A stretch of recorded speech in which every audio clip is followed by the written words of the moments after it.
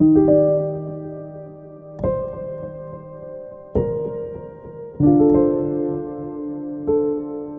les amis, écoutez, je suis bien content de vous retrouver pour cette nouvelle vidéo. On va voir les énergies de la nouvelle lune qui était hier. Donc là on est vendredi, c'était hier matin, jeudi. Voilà. Merci à tous les nouveaux abonnés.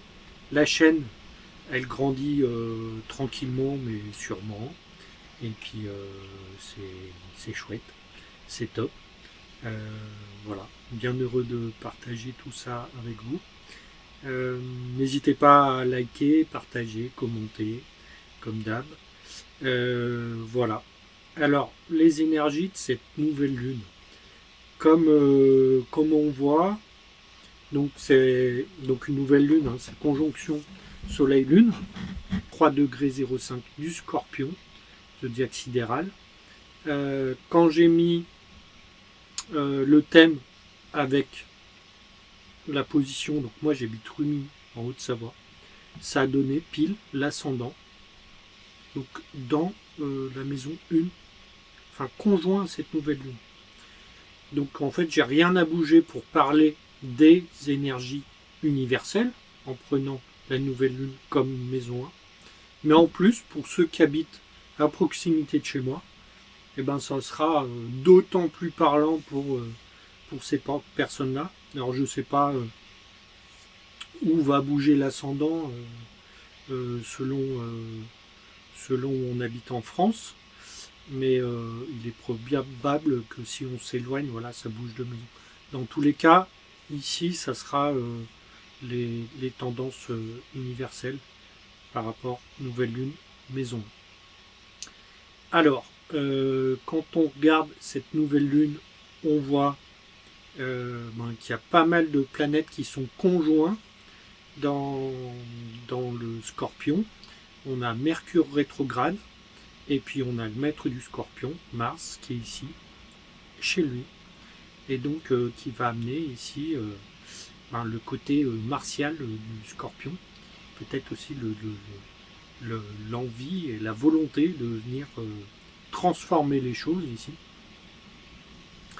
Et on va pouvoir profiter de cette énergie martiale, hein, de volonté, cette capacité de transformation dans les terres sombres du Scorpion pour venir s'éveiller un petit peu plus, c'est-à-dire peut-être transformer des choses qui n'ont plus besoin d'être.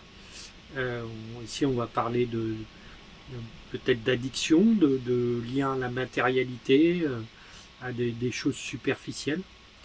Et d'ailleurs, toutes ces planètes, ici, donc Lune, Soleil, Mercure, même Vénus, qui est dans le même, qui est toujours en balance chez elle, mais dans le même nakshatra qui s'appelle Vishaka, qui est géré par Jupiter. Et donc, ce nakshatra est à la fin de la balance et jusqu'à 3 degrés 40, je crois, du Scorpion, donc à cheval entre ces deux constellations. Et bien toutes ces planètes sont dans ce même nakshatra. Et ce nakshatra, c'est un nakshatra qui se réfère à la victoire, en fait, hein, à la conquête, voilà, et puis à l'ambition, à avoir des objectifs et de se donner les moyens, tous les moyens, en fait, d'y arriver, d'arriver à ces objectifs. Il est dirigé par Jupiter. Jupiter est maître de Vishaka. Et donc, en tout début quand on est à tout début de Scorpion, ici, dans Vishaka, il y a cette capacité, en fait, de venir transformer. Et donc, cette volonté, elle est d'autant plus marquée par les énergies de Vishaka qui vont vouloir mener à la victoire. Alors, la victoire de quoi? Et bien peut-être qu'avec cette Vénus en maison 12, ça peut nous parler d'addiction, en fait, ou voilà, de lien à la matérialité, au plaisir, à des excès de choses superficielles, de la sexualité, etc. Ou d'autres addictions. Hein, ça peut être la nourriture aussi. Voilà, vraiment tous les petits plaisirs au quotidien, en fait, qui n'ont pas de durabilité, en fait, hein, qui font pas le bonheur, mais ces petits plaisirs éphémères de la matière que l'ego adore.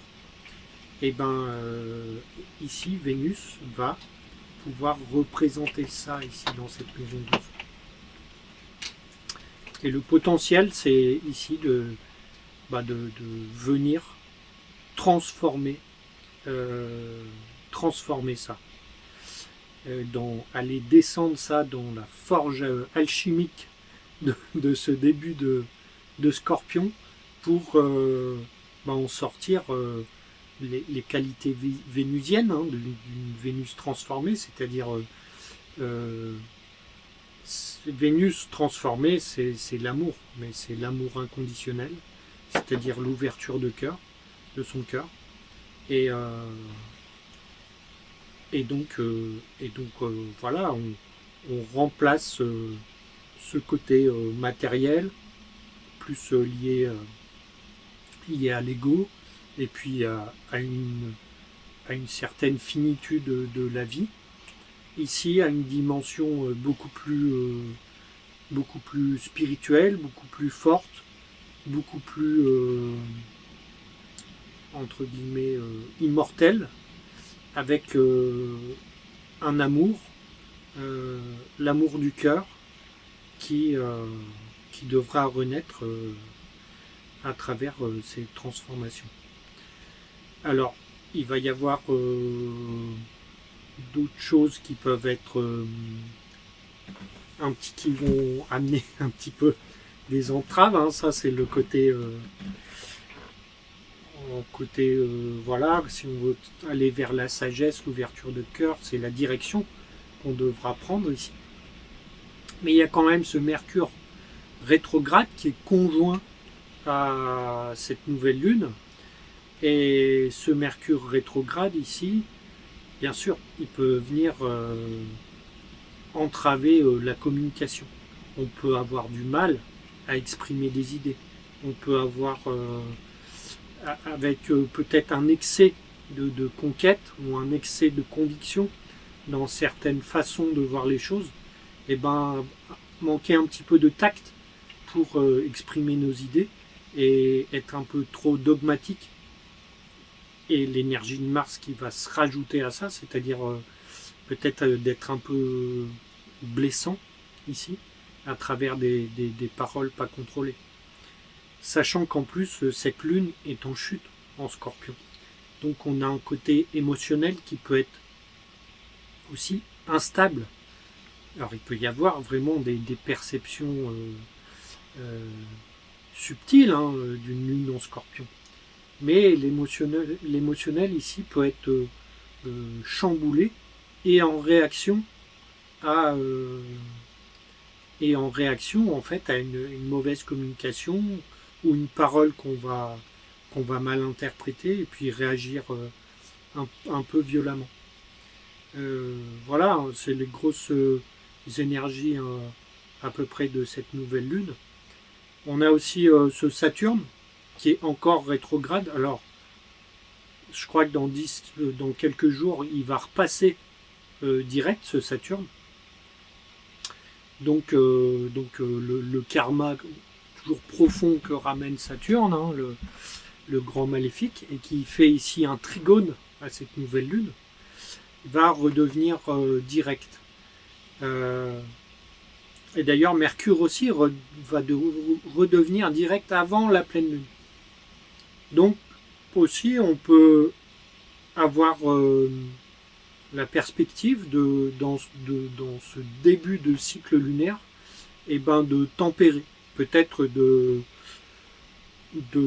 patienter pour dire les choses, pour communiquer, de patienter pour bien sûr signer des contrats, prendre des décisions importantes.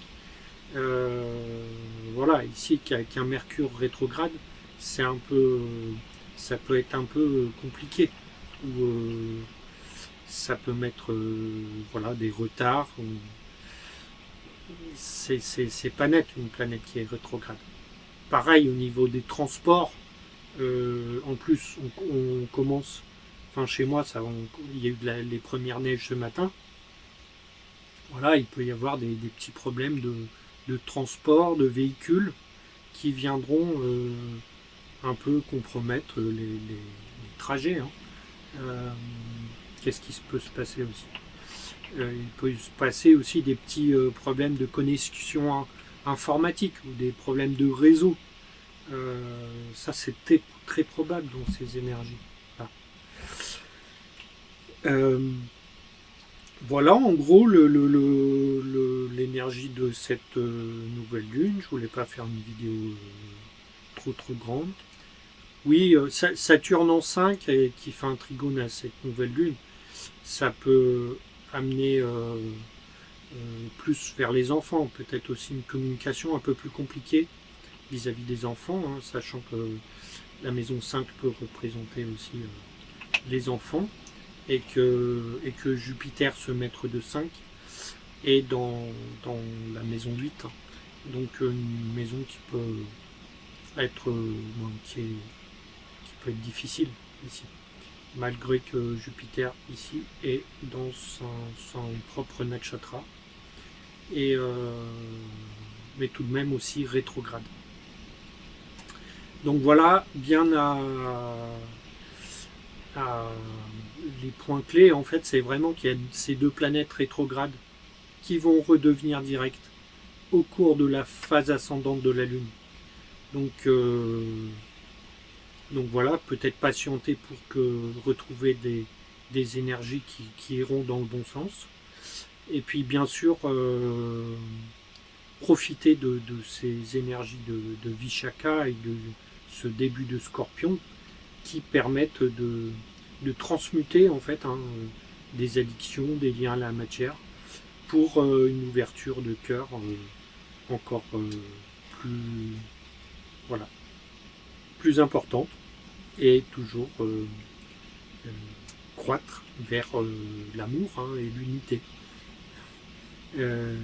Voilà, donc encore